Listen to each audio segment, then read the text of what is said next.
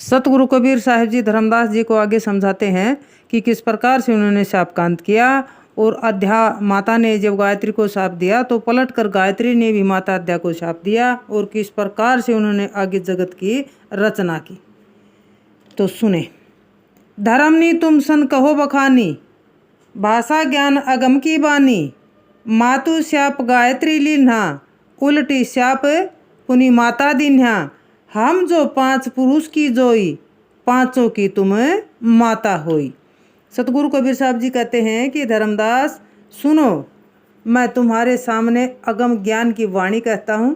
माता अष्टांगी का शाप जब गायत्री ने स्वीकार कर लिया तो तब उसने भी उलटकर माता को शाप दिया कि हे माता, मनुष्य जन्म में जब मैं 5 पुरुषों की पत्नी बनूं तो तुम उन 5 पुरुषों की माता बनो।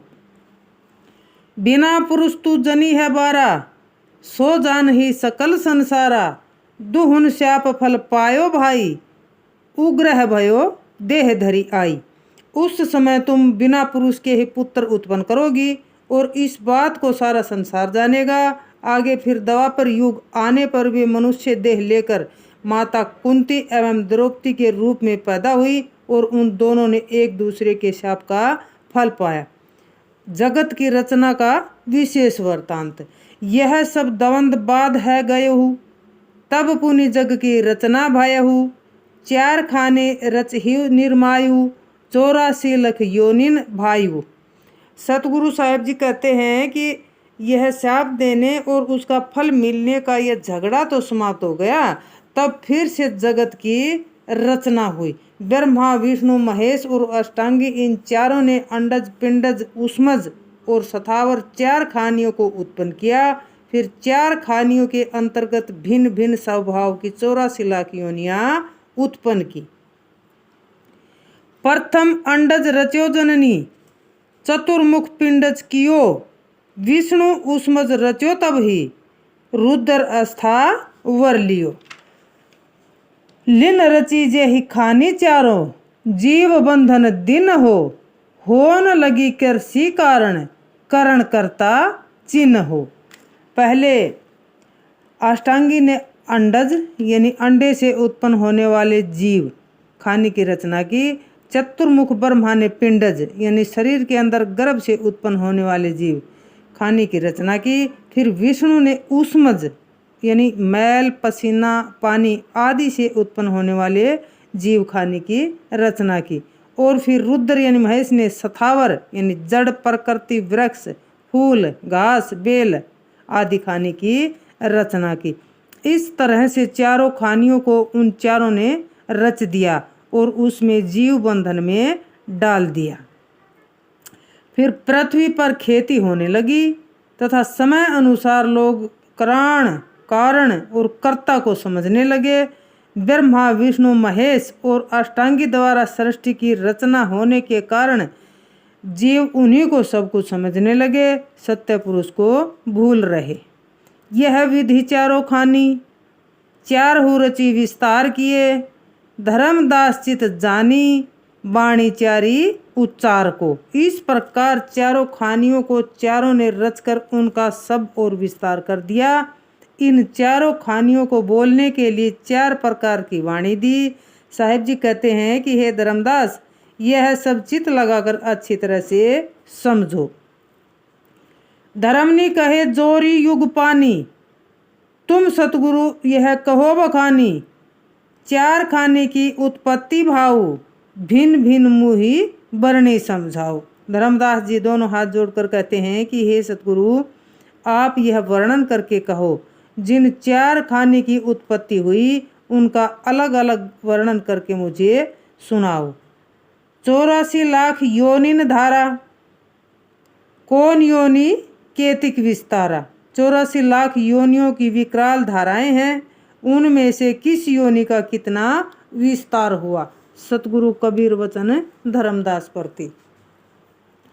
कह कबीर सुन धर्मनी बानी, योनि भाव तो ही कहो बखानी। भिन्न भिन्न सब कहू समझाऊ, तुमसे अंत न कछु दुराऊ। तुम जनी संख्या मानहु भाई, वचन हमारे गहो चितलाई। साहिब जी कहते हैं कि हे धर्मदास, मेरी वाणी को सुनो। मैं तुम्हें योनि भाव का वर्णन कर कहता हूँ, सब अलग अलग कहकर समझाता हूँ और अंत तक मैं तुमसे कुछ नहीं छिपाऊंगा। हे भाई, तुम अपने मन में कोई संख्या मत पालो और मेरे वचन को मन लगा कर ग्रहण करो। 84 लाख योनियों की गिनती। 9 लाख जल के जीव बखानी, 14 लाख पक्षी परवानी, कर्मी कीट 27 लाखा, 30 लाख अस्थावर भाखा, चतुर्लख मानुष परमाना, मानुष देह परम पद पाना। 84 लाख योनियों में 9 लाख जल के जीव बताए जाते हैं और 14 लाख योनियों का पक्षियों का प्रमाण है। कर्मी कीट यानी उड़ने और रेंगने वाले कीड़े 27 लाख तथा 30 लाख स्थावर यानी बेल, वृक्ष, फूल आदि बताए जाते हैं।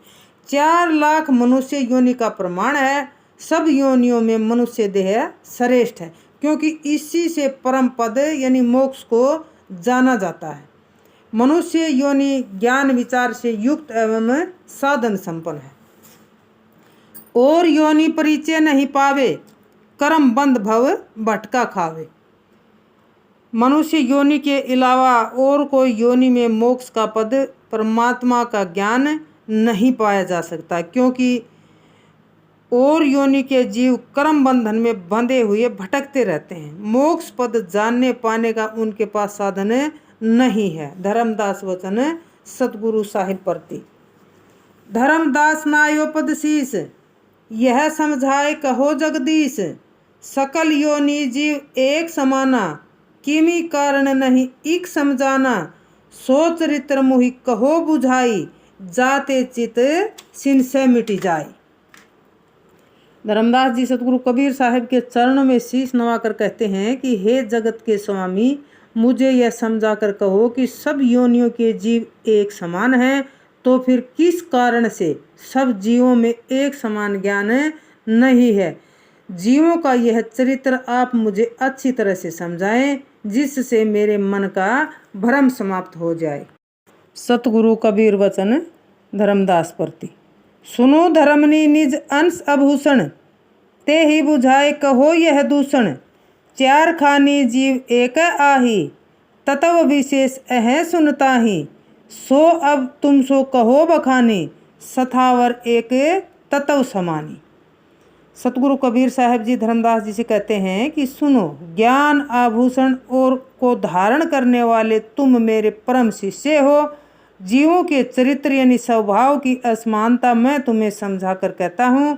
4 खानी के जीव एक समान हैं, परंतु सुनो, उनके शरीर की रचना में तत्व विशेष का अंतर है, वह मैं तुम्हें वर्णन करके कहता हूँ। सथावर खानी में एक तत्व समाया होता है, उसकी रचना यानी एक तत्व से हुई है। उस मज 2 तत्व परमाना, अंडज 3 तत्व गुण जाना। पिंडज 4 तत्व गुण कहिए, 5 तत्व मानुष तन लहिए। उष्मज खानी यानी मैल, पसीना, कीचड़, पानी, इनमें 2 तत्वों का प्रमाण है। तथा अंडज खानी यानी अंडे से उत्पन्न होने वाले जीव, इनमें 3 तत्वों के गुण का समाहित है। पिंडज खानी शरीर में गर्भ से उत्पन्न होने वाले जीव, इनमें 4 तत्वों का गुण कहा गया है, परंतु उसमें मनुष्य शरीर में 5 तत्व मानो, क्योंकि मनुष्य योनि ही सब योनियों के जीवों से अलग और श्रेष्ठ है। 5 तत्वों के गुण मनुष्य देह में होने से वह ज्ञान का अधिकारी है और मनुष्य की देह भक्ति के योग्य है। धर्मदास वचन सतगुरु कबीर साहिब प्रति। हे साहिब मुहि कहू समझाई, कौन कौन तत्व इन सब पाई। अंडज और पिंडज के संगा, उष्मज और सथावर अंगा। सो साहिब मोहि वर्णी सुनाओ, करो दया जनी मोहि दुराओ। धर्मदास जी सतगुरु साहिब जी से कहते हैं कि हे साहिब, मुझे कहकर समझाओ कि कौन कौन से तत्व इन सब खानियों में कितना कितना पाया है। अंडज, पिंडज, ऊष्मज और सथावर खाने की देहों में कितने कितने तत्व हैं। हे साहेब, वह सब वर्णन कर मुझे सुनाओ। मुझ पर दया करो और मुझसे कुछ मत छिपाओ। इससे आगे का सतगुरु कबीर साहिब जी धर्मदास जी को कल की वीडियो में समझाएंगे। तब तक के लिए आज्ञा दें, अपना ख्याल रखें और अनुराग सागर को सुनकर अपने जीवन में उतारने का प्रयास करें ताकि भौतिक संख्याओं को मिटा सकें। बोलो साधो सत साहिब।